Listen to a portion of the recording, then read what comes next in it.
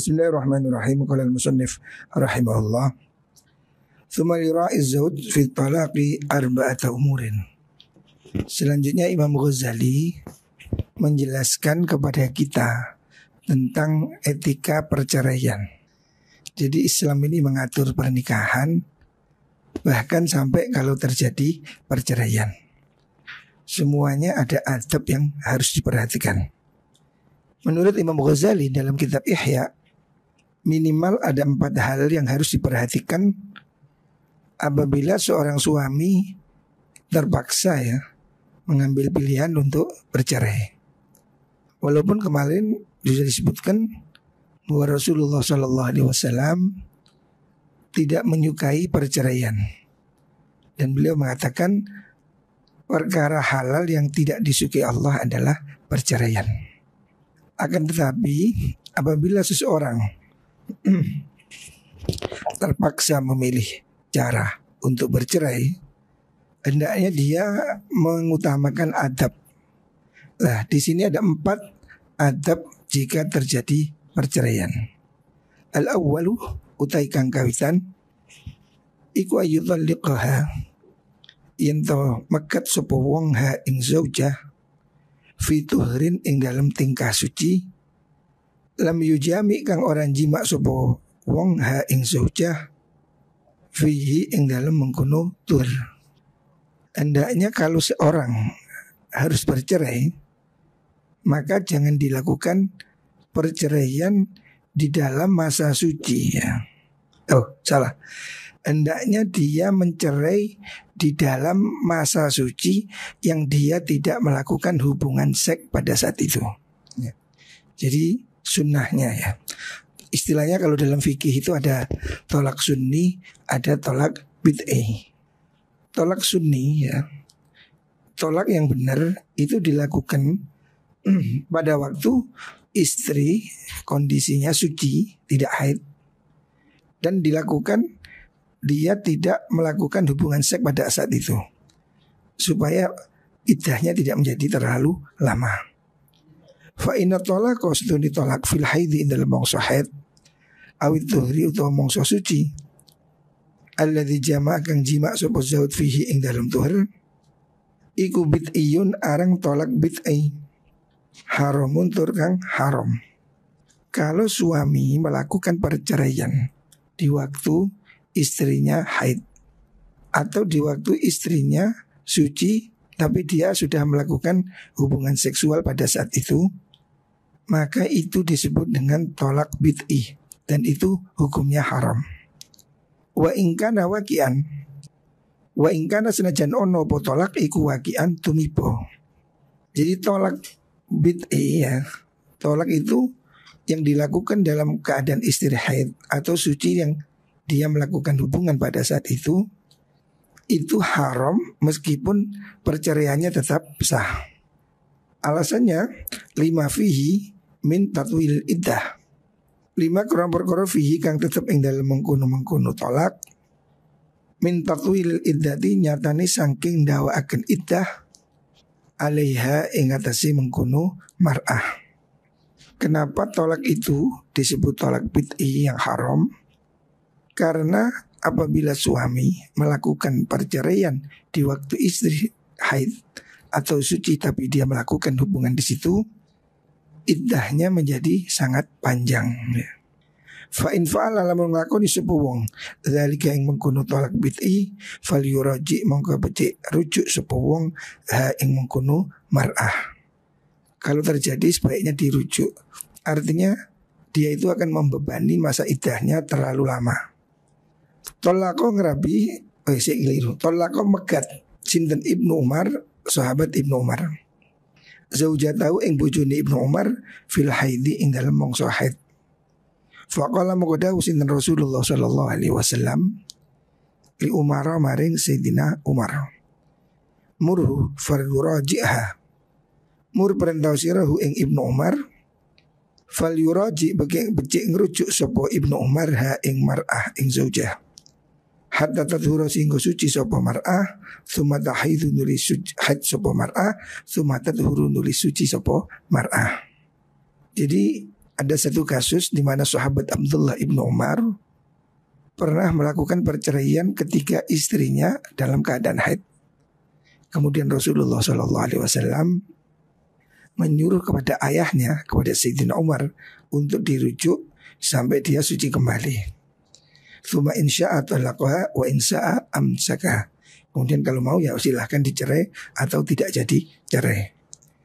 Fadil kal iddah fadil kau te mengkono iddah fituhrin niku ikwal iddah tu iddah allati amaru kang perintah sinten Allah Gusti Allah ayat tariqah ingin temekat sopo mengkono zaud laha krono are mengkono iddah anisa ing pira-pira wong wadon.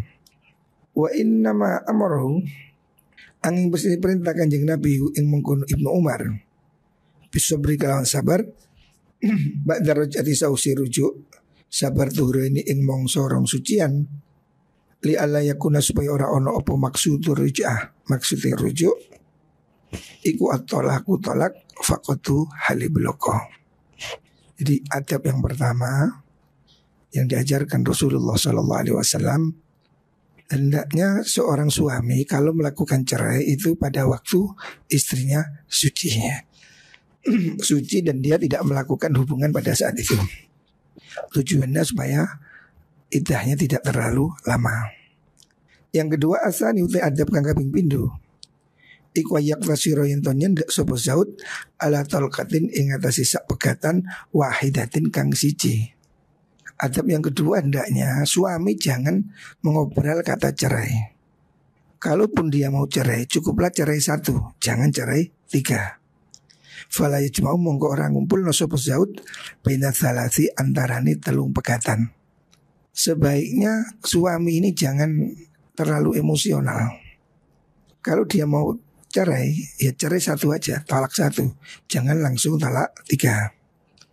Li anna talqata krosuni pegatan al-wahidah tekang siji ba'dal iddati sa'usi iddah iku tufidu ma'idha ya pamengkono talqah al-maqsuda ing perkara kang den sekjo.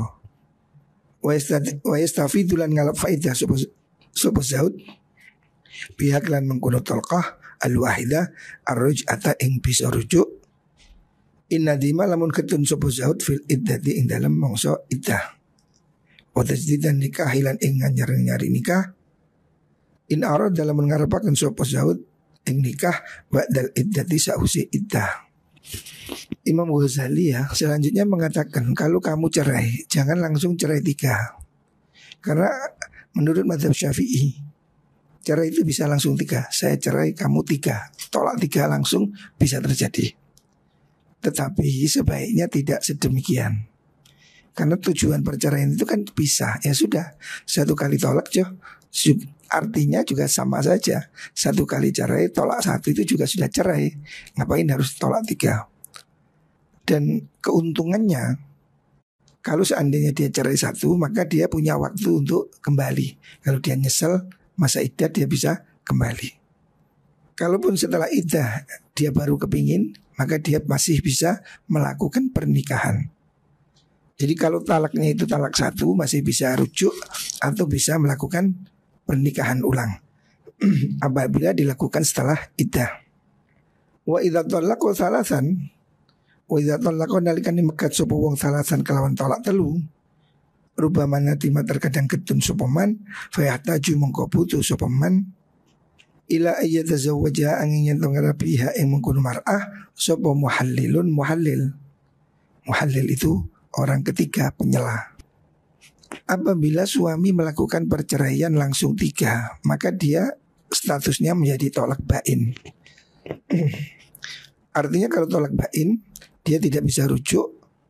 Kalau dia mau rujuk lagi, istrinya harus dinikahi oleh orang lain. Harus ada pernikahan sela antara dia dengan istrinya. Nah itu yang disebut dengan muhallil. Nah muhallil ini kan sesuatu yang tidak menyenangkan. Bagaimana seorang istrinya harus digauli oleh orang lain ya. Makanya hendaknya orang berpikir ulang kalau mau tolak tiga. Sebab kalau tolak tiga itu artinya pernikahan itu tidak bisa dikembalikan sampai ada pernikahan yang lain. Wa ila sobri lan maring sabar muddatan ing dalam sak mongso. Kalau terjadi tolak bain, tolak tiga, maka dia kan harus menunggu masa iddahnya dengan pihak ketiga yang disebut dengan muhallil. Wa aqdul muhallili utai akati muhallil iku manhiyun dan cegah opo anhu mengkono aqdul muhallil. Sesungguhnya orang jadi muhallil ya, mengambil kesempatan dari penyela itu tidak boleh. Walaupun pernikahannya juga sah. Wa yakunu lan ono sapa zaud wa yazaud iku asai wong kang lumaku fi ing dalem mengkono niku wau aqdul muhallil. Suma yakunu nuluri ono apa qalbu atine mengkono muhallil iku muallaqon den kantungaken bi zaujatil ghairi kelawan bojone wong liya wa tatliqihi lan oleh mekat al ghair. Ini kan satu hukuman yang berat ya. Makanya Islam itu membolehkan cerai itu anjuran satu-satu supaya kamu jangan nyesal. Satu kali cerai, kalau kamu masih berpikir menyesal, kamu bisa kembali. Sampai 2 kali masih boleh kembali. Tapi kalau 3 kali, maka kamu harus dihukum ya. Hukumannya apa? Istrimu harus dinikahkan dengan orang lain. Nah ini kan satu problem ya. Bagaimana orang punya istri digauli oleh orang lain, dan dia harus bersabar menunggu sampai orang lain itu menceraikan istri. Nah ini sesuatu yang tidak mudah ya. Kasus-kasus ini banyak terjadi. Saya sudah berapa kali melihat ada orang salah paham tentang hal ini ya. Beberapa kali istri ada yang ngaku merasa dicerai 3 oleh suaminya, padahal suaminya tidak merasa mencerai. Dan ada juga beberapa orang bodoh ya, menghukumi itu cerai. Akhirnya banyak orang tersiksa, rumah tangganya hancur, harus ada muhallil. Padahal semestinya menghukumi talak 3 ini kan harus hati-hati. Harus betul-betul pengakuan dari suami. Kalau suami itu cuma mengatakan pulanglah ke rumahmu, pergilah ke penghulu atau pergilah ke pengadilan, itu bukan cerai ya, itu cuma kinayah. Tapi banyak istri salah paham, merasa pertengkarannya itu bahwa dia diusir oleh suaminya, merasa itu sebagai perceraian. Dan kemudian tidak mau kumpul sama suaminya karena dia merasa sudah talak 3. Padahal suaminya tidak merasa melakukan talak 3. Nah ini yang harus dihati-hati ya. Saya sudah melihat ada beberapa kasus seperti itu. Suami tidak bermaksud mencerai, tapi istrinya memahami itu sebagai perceraian. Seperti pulanglah, pergilah ya, urusan ke KUA. Itu semua bukan cerai ya. Itu semua paling maksimal bisa disebut kinayah. Kalau tidak ada niat cerai, maka dia tidak disebut cerai. Dan yang dibenarkan itu pihak suami ya. Makanya ini harus dihati-hati masalah menghukumi talak 3 ini supaya tidak mencelakakan rumah tangga orang ya. Sumayuri sunulidaka akan apa dalika yang mengkono tatlik tagiran ing perubahan, tanfiran ing kebencian minas zaujati saking bojo wadon. Efeknya kalau terjadi muhallil ini kan kemudian ada timbul kebencian. Wa kullu dzalika utis kabehane mengkono niku wau tanfir niku iku samratul jam'i, dadi buahe ngumpulaken, maksudnya ngumpulaken talak langsung 3 itu. Kalau suami emosi langsung talak 3, maka dia resikonya ya tidak bisa kumpul lagi, dan itu menjadi pilihan yang sangat sulit ya. Saya ada teman yang begitu, cerai, tapi kemudian dia nyesel. Nah nyesel ini kan repot, balik lagi gimana? Pakai muhallil malu. Akhirnya dia maksa cari pendapat yang membolehkan. Nah itu kan fikih rekayasa ya. Makanya sebaiknya ya hati-hati. Wa fil wahidah lan iku ing dalam talaqah al wahidah kifayatun dan nyukupi fil maksud di dalam perkara kang den sejo min ghairi mahdzurin saking liyane perkara kang den larang. Artinya kalau mau cerai ya cukuplah cerai 1, ndak usah cerai 3. Toh tujuannya perceraian sudah terjadi. Walastulan orang ingsun iku aku ngucap ingsun al jam'u te ngumpulaken tolak 3 sekaligus, maksudnya iku haram. Saya tidak mengatakan tolak 3 itu haram. Walakin nahu tapi nite mengkono jam'u iku makruh bihadil ma'ani kelan ikilah piro-piro makna. Sebaiknya kalau orang itu memang mau cerai, ya cerai aja 1, tolak 1, jangan langsung tolak 3. Menurut Imam Ghazali dalam kitab ini hukumnya makruh. Wa ani ngarepaken ingsun bil karahati kelan kemakruhan ngarepaken ingsun tarkau ing tinggali wong an-nadzra ing angen-angen li nafsihi maring awak dhewe ni wong. Imam Ghazali merasa kalau orang cerai langsung 3 itu emosional, dia tidak bisa mengendalikan dirinya. Sekarang yang ketiga, asalisu tekang kaping telu, etika adab yang ketiga dari perceraian. Iku ayat al-tofa yento gawe alus sepo wong fita alulin dalam gawe alasan fita telikia kelawan megat ing mar'ah zauja. Kalaupun kamu terjadi cerai, jangan sampai menyakiti ya. Ya bisa baik-baik aja, tidak usah saling menyakiti ya. Hendaknya kalau terjadi perceraian itu tidak dilakukan dengan kebencian atau apakah kekerasan. Min ghairi ta'nifin saking tanpa gawe keras, wastighfafin lan ngeremehaken. Kalaupun rumah tangga itu harus berakhir dengan perceraian, maka perceraian itu hendaknya dilakukan dengan penuh kelembutan. Artinya tidak boleh dengan suatu kebencian atau pertengkaran. Makanya biasanya orang menikah itu kan diwasiati supaya imsakin bima'ruf au tasrihim bi ihsan. Kalau kumpul ya kumpul yang baik, kalau pisah ya pisah yang baik ya. Jangan berpisah dengan penuh kebencian atau permusuhan. Wa tadhibin lan tegese niku wau disunahkan apa tadhib ya. Wa tadhibin lan ngepenakaken ya. Qalbah ing atine mar'ah bihadiyatin kelawan hadiah ala sabil imta'i ing atase dalan bebunga. Kalaupun orang suami itu menceraikan istri, hendaknya dia memberi sesuatu hadiah. Artinya ya menghargailah pertemuan dan perpisahan. Wal jabrilan tegese nembel 5 maring perkara faja'a kang kita kenopo maha ing mar'ah bi kelan mengkono tolak nyatani min adzal firaqi saking loroni perpisahan. Kalau pernikahan itu harus berpisah, maka suami hendaknya ya memberikan hadiah, memberikan penghargaan supaya istrinya ini tidak terlalu sakit. Istilahnya itu uang kaget lah, ada uang kagetnya. Kan orang dicerai itu mungkin ya kaget, marah, sedih. Nah, suami disuruh beri hadiah ya, penghargaan ya. Jangan mentang-mentang. Qala dawu subhanahu wa ta'ala wa matti'uhunna. Wa matti'uhunna gawe bebungah sira unna ing mengkono nisa. Wa dzalika mengkono matti'uhunna niku al-imta' iku wajib.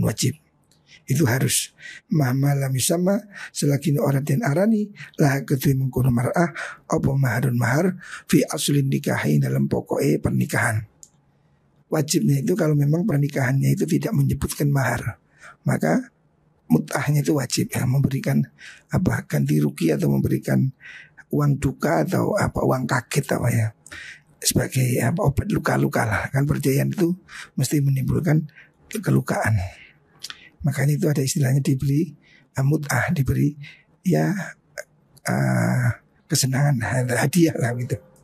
Qala dawu sapa Al Hasan bin Ali, Sayyidina Hasan bin Ali radhiyallahu anhu. Oh keliru. Karena ono sapa Al Hasan bin Ali.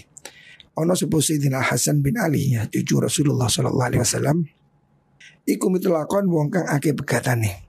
Imam Hasan ini orang yang suka cerai, wa mingkahan dan seneng rabi.